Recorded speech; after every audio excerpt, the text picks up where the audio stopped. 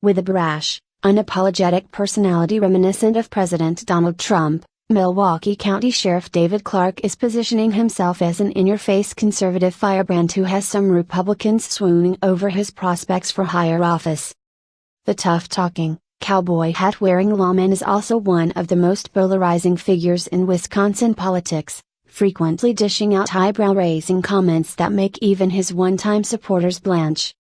At a pre-inauguration party for Trump last month, Clarke addressed the crowd and told them his idea of bipartisanship. "I am one of those bare-knuckle fighters," he said. "When I hear people say we need to reach across the aisle and work with the Democrats, you know what I say. The only reason I'll be reaching across the aisle is to grab one of them by the throat." Once thought a possible candidate to be Trump's Homeland Security Secretary, Clarke's window to join the administration is shrinking. But in recent weeks, some fans have launched a campaign to encourage him to challenge Democratic Senator Tammy Baldwin in 2018. Clarke hasn't publicly responded to the effort and he declined interview requests. His rise in some conservative circles comes with Clarke facing the most scrutiny he's seen since he took office in 2002. 4 people died last year at the jail he oversees, including the newborn Avon inmate who is now suing and a man whose death from dehydration is being reviewed by the Milwaukee County District Attorney's Office.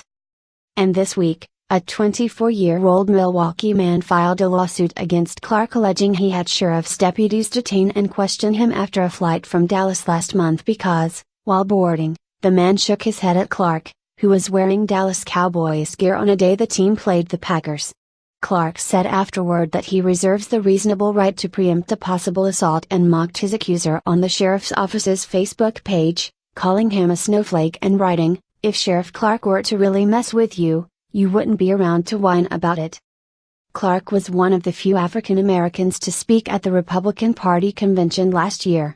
He has been vocal about gun rights and critical of what he called the hateful ideology of the Black Lives Matter movement, saying at times, "Stop trying to fix the police, fix the ghetto."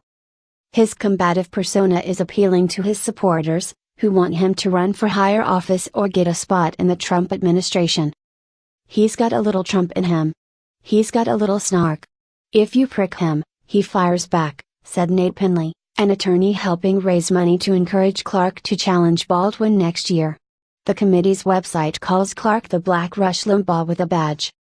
Clarke grew up in Milwaukee County, one of 5 children, and spent more than 2 decades in the city's police department before he became sheriff.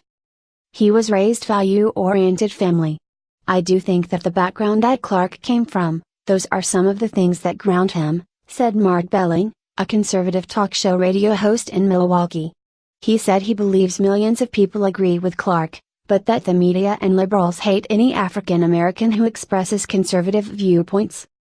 "The fact that he supports Trump," Belling said, "gets under the skin of a lot of people." Clarke's ascent in the political spotlight has been lucrative. Last year, the frequent Fox News guest earned more than $105,000 in speaking fees, almost as much as his sheriff's salary, at more than 3 dozen events across the country. "He's virtually invisible here in Milwaukee," said Charlie Sykes, a conservative former radio host who criticized Clarke on Twitter in September for spending so much time out of the city. Sykes, who's known Clarke for 15 years and once supported him, said the sheriff blocked him on Twitter after that and their relationship has soured.